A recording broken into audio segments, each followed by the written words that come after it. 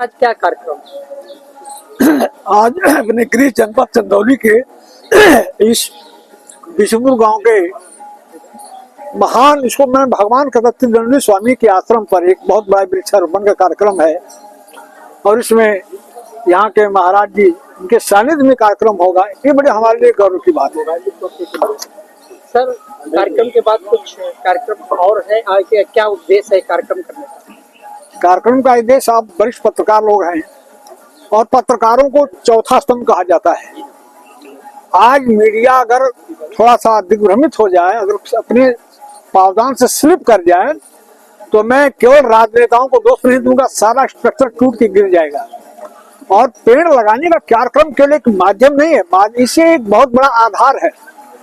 जैसे नेचर का इन्वायरमेंट जब ही बिगड़ना शुरू होता है, सोशल इन्वायरमेंट बिगड़ना शुरू हो जाता है। देख रहे हैं देश में चारों तरफ लूट खसोट, छीन झपट, मर्डर, कत्ल, जो जिस पर की धाराएं बढ़ रही हैं, इसका एक कारण है कि नेचर के साथ खिलवाड़ हो रहा है।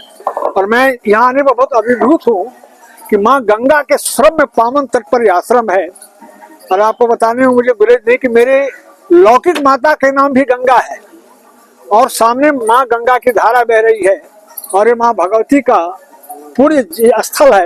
यहाँ पर एक कार्यक्रम नहीं होगा। मेरे जीवन में मैं तो नेशनल कन्वीनर हूँ, वृक्ष लगाओ विश्व बचाओ का, पूरे देश में घूमता हूँ, लेकिन ये लगता है न टेंट, न तम्बू, न 5 स्टार होटल, न डाक बंगला, कितना पीपल वृक्ष जाते पीपल। जैसे भगवान कृष्ण कहा है कि मैं देवताओं में, भगवान कृष्ण कहा कि मैं जैसे पीपल वृक्षों में वृक्ष मैं हूँ, कामधेनु गायों में गाय नहीं मैं हूँ।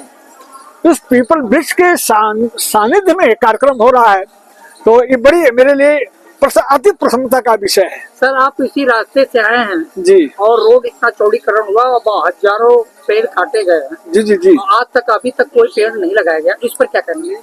ये तो सरकार की, मैं बहुत इसकी सरकार के लिए मैं इसको बहुत विकास हो, मैं सरकार को इसके लिए दोषी मानता हूँ। मतलब देखिए विकास हो, लेकिन विकास के साथ साथ विनाश ना हो। प्रकृति का उपयोग करना चाहिए, उपभोग नहीं करना चाहिए। मैं देख रहा हूँ जो सरकार में आज तक जो हिरोले लिखा रहे हैं ना, इसका कारण है कि प्रकृति के साथ जो खिलवाड़ हो रहा है। पर 100 पीस लगाने से क्या होगा? जिसके जो देख रहे कोरोना में बहुत से लोग बीमार होकर मरे गए। जो पीपल का 18,000 मीट्रिक टन ऑक्सीजन देता है पीपल ही, पीपल कोई सामान्य वृक्ष नहीं है। तो इस बार के पेड़ों का जो है, और गंगा किनारे पर अभी एक पेड़ माँ के नाम पर माननीय अनिल राजभर जी गए थे, बिल्कुल दक्षिणी छोर पर नवगढ़ में। तो मैंने उनसे प्रश्न किया, क्या पेड़ लगते हैं तो बचाने के लिए क्या सरकार करती है?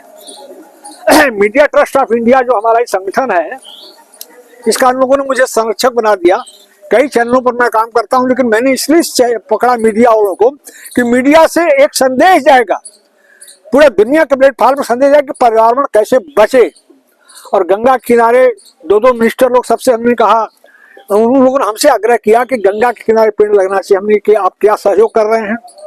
सहयोग के नाम पर मंत्रीगण जो है या जो इतने लोग हैं, ये साइलेंट हो जाते हैं। हमने मीडिया ट्रस्ट के कार्यकर्ताओं से कहा कि आप खुद उठिए, उत्तिष्ठत जागृत प्राप्त पुण्य। बहुत विवेकानंद से लोगों ने पूछा कि धर्म क्या है?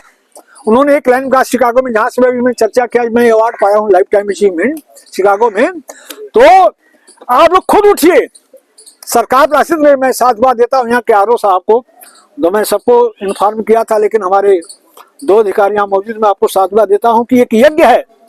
और ऐसे महापुरुषों में आप जानते हैं कि देश ऋषि और कृषि परंपरा पर आधारित है, सैन्य बल और संत बल पर आश्रित है। इन लोगों की जरूरत पड़ेगी। ये आते आते मैंने इनका पैर छुआ, इनसे आशीर्वाद मांगा कि राष्ट्र के निर्माण में आपका मुझे स्नेह चाहिए, आशीर्वाद चाहिए। खुले मन से महाराज ने आशीर्वाद किया कि आपको इस प्रकार का आशीर्वाद मिलता है। राष्ट्र निर्माण की जरूरत है। दल बनते बिगड़ते रहेंगे, सरकारें आती जाती रहेंगी, चुनाव होते हवाते रहेंगे। चुनाव तो रोज होंगे, गांव सभा का चुनाव है, ब्लॉक का होगा, जिला पंचायत होगा, विधानसभा का होगा, संसद होगा, लेकिन जो समाज की अवधारणा है, समाज का जो बैकबोन है, वो टूट जाएगा। तो बचेंगे हम ही, न बचोगे तुम ही।